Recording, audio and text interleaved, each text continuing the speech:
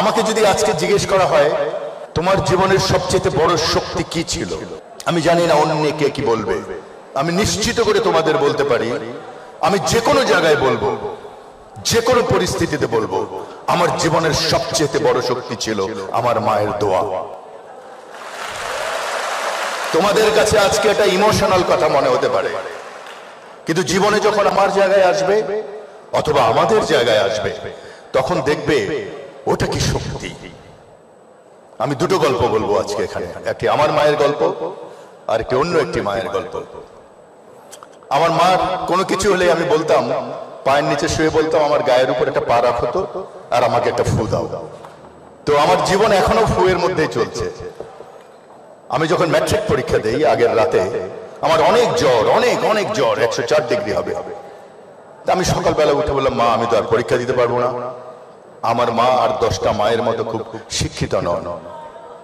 তা আমার মা বললেন, এটা কি হয় নাকি রে বাবা, তুমি যদি এবার পরীক্ষা না দাও তুমি তো 1 বছর ফেল করে যাবে।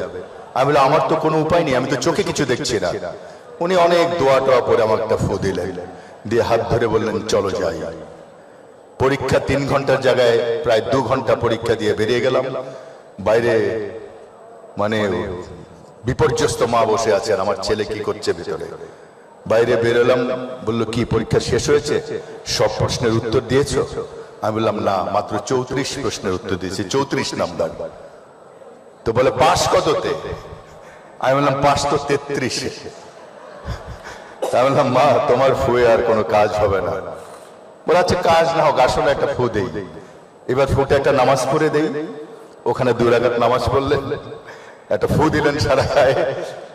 বিলিভ মি, এটা হয়তো এটা এক ধরনের কাকতালীয় ব্যাপার হতেই পারে, কিন্তু আমি আজও বিশ্বাস করি 34-এ 34 পেয়েছিলাম।